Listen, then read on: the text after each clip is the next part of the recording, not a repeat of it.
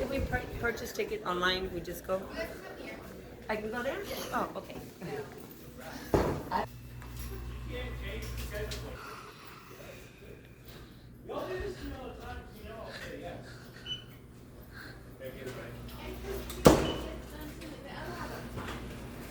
You? You're a supervisor. You get paid $3 more than I do.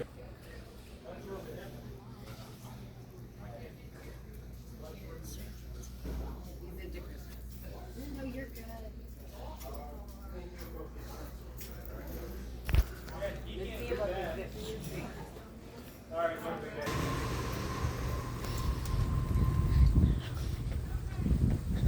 So it's an hour for this?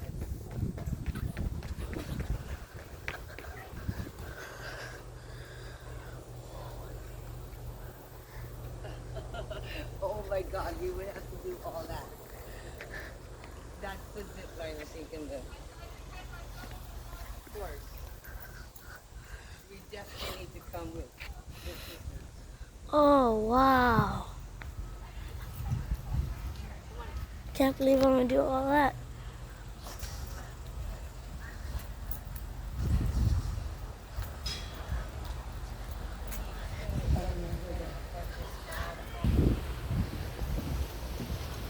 So, Mom, we're gonna do the cabin tour first.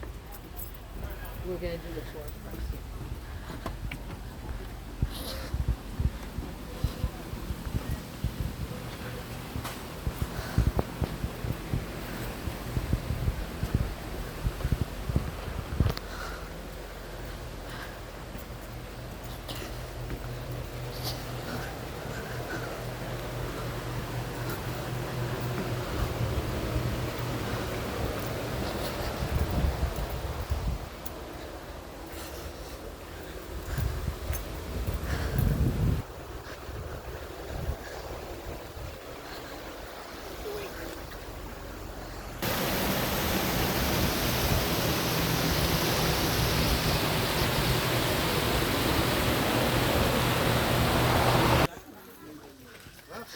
University, 1960. I would have thought that the indigenous tribes would have known about this place once before. Yeah, so that's a thought that I had as well. Not to like eavesdrop on what you're talking about back there, but so we found some writings and some bowls and some arrowheads from indigenous people, but they were all up here in the sinkhole. They were in the further parts of the sinkhole, right leading into the cabin. So they didn't ever find this actual Were portion. they actually dated? I don't know what the date is. Everything was backed up and dated pretty generally. I don't know what it is, but they're up in the glass case in the visitor center. If you want to see everything we found, they're up in the glass case where you bought your tickets today. So Just you can see looking for those. an anachronism. Yeah, that's fair. Fair.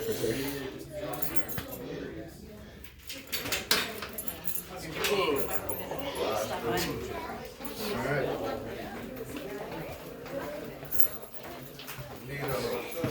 What up? Another day, another day.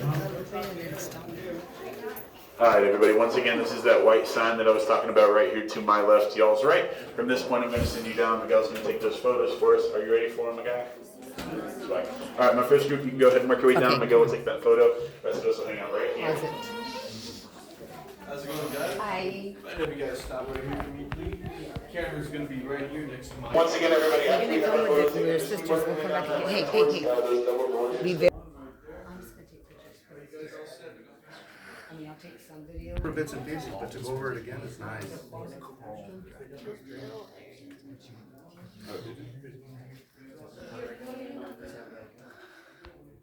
Explorers to discover the 2 miles of cavern.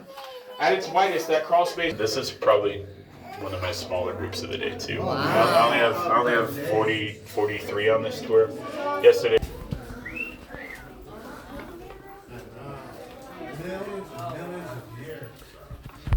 And then watch your head right here, guys.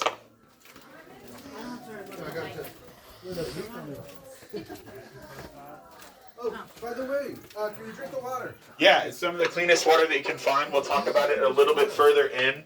But yeah, it's some of the cleanest water you can find. Sweet. You can make beer out of it. Hey, Natural Bridge Caverns Brew. Oh, here we go. Hold on. Hey, the rock pepper. Just joking, just joking.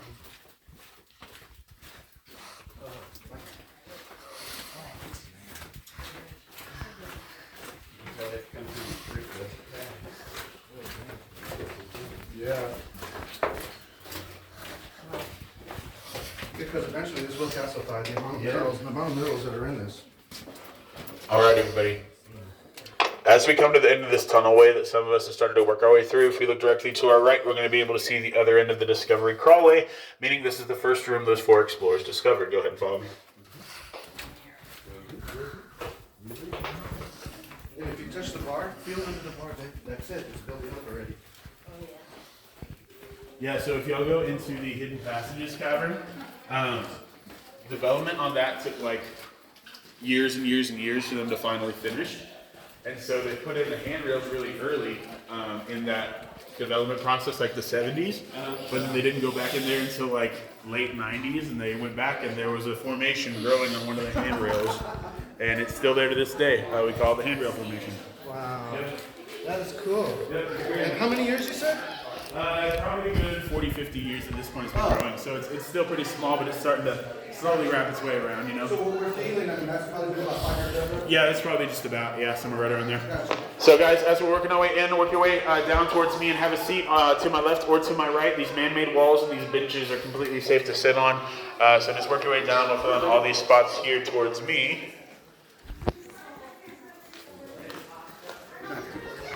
Whoa. Guys, there's some room right over here where you can come stand on some flat ground if you don't want to stand in between everybody. There's a little platform. There's also still a bench in the back, so feel free to fill in that and the rest of that rock wall. But as we're working our way in, as those seats fill up, just work our way over here to this little landing for me, or right over there onto that bench in the back. Perfect. Alright, it is cool. I'm glad you think it's cool. Alright guys, so we're currently 108 feet below the natural bridge right now. This is what we call Pluto's anteroom. We call this room Pluto's anteroom because when those first 4 explorers came in, they looked around and said that all these formations reminded them of the underworld. If you know anything about Roman mythology, you'll know that Pluto is the ruler of the underworld according to the Romans. Therefore, Pluto's anteroom is the name. Anteroom just means a small room that leads to larger rooms. So a really cool thing about our cavern is that the rooms get progressively larger the further we continue in. This is the smallest room that we'll stop and talk in today. While we're in here, I want to tell you a little bit more about the different formations we have throughout the cavern. So if you look right over here to my left, you'll see the different types of dripstone we have. Dr. Pepper. Okay, guys, I'll get to you. Don't worry. What is that's bat poop? It's about 5,000-year-old bat poop to be exact. We can also look above us and see what we call a bat roost. That is where bats would come and grab onto that portion of the rock when they lived here in the cavern. And I like to point that out because if you'll remember when I was giving the rules, I said that we're all mammals and we have natural oils and acids in our skin. Bats are also mammals. They have very similar oils and acids in their skin, and that is what happens when those oils and acids get deposited onto our limestone. That is all dead and decayed rock, and nothing can ever grow or form on that portion of rock ever again. I like to point that out as a nice visual aid because if our entire cavern system looked just like that from us touching it every day, it would not look as beautiful as it does today. Here in just a moment, we'll work our way down these ramps right here to my right. These will be... Wow. That looks sweet. And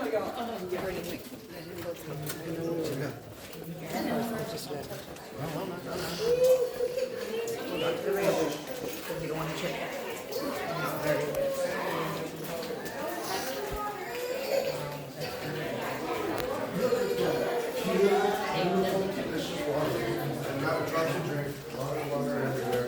Now the boys fish.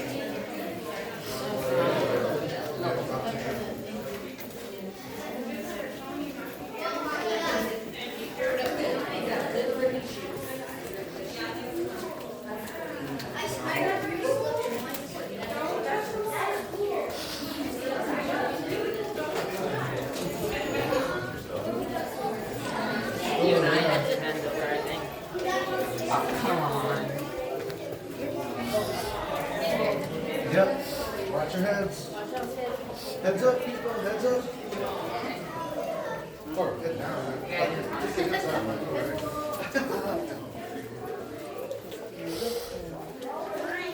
like young Jack. Oh, almost. Almost. A little 100 years yet. Oh, yeah. Absolutely.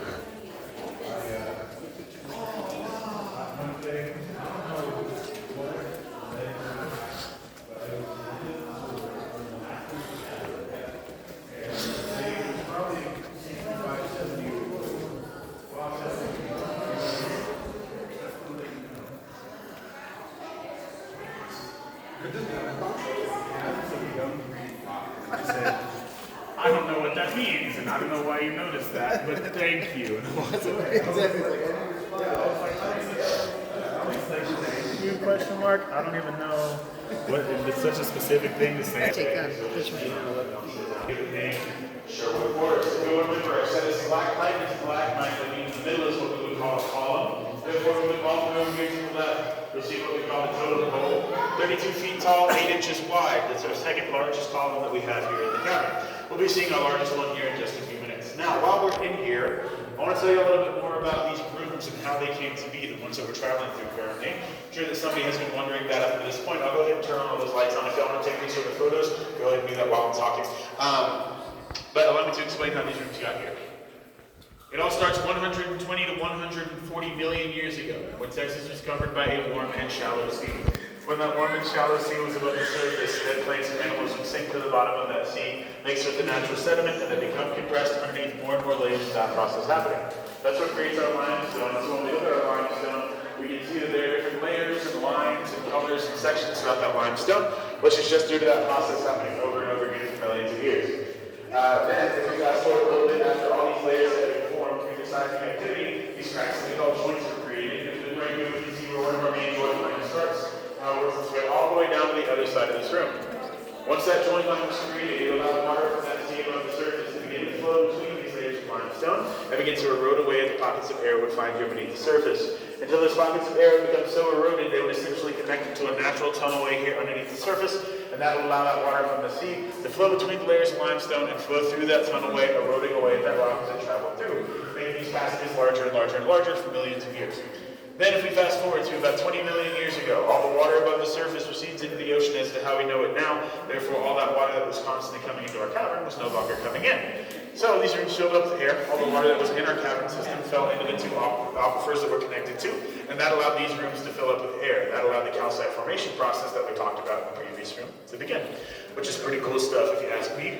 Now, like I said, we're 180 feet below right now. This is the lowest portion of the cavern we'll be traveling to today. It is not the lowest portion of the cavern that we'll be seeing, though. Here in just a moment, we're going to work our way to my right. That will lead us over what we call Purgatory Creek. At 211 feet below, that is the lowest portion of our cavern we'll be seeing today. We'll be crossing a bridge that's 152 feet long. It will lead us to some more switchback ramps, just like the ones that we came down a moment ago. But like I said, this is the lowest point, therefore we'll start to make our ascent from this point back up towards the surface. And I'm going to give this warning one time and one time only before we cross this bridge, so make sure that everyone is paying attention. Make sure that all of your personal belongings are tightly secured to your body, whatever that means to you, in your hands, in your bags, or in your pockets. If something falls off the side of this bridge, I cannot guarantee that Mother Nature will not have another plan for it, and you will probably not see it until Mother Nature has gone through with those plans, and you probably won't even be able to see it after that point. So please make sure you have all of your personal belongings tightly secured to you before we cross this bridge. That being said, does anybody have any questions for me before we work our way across?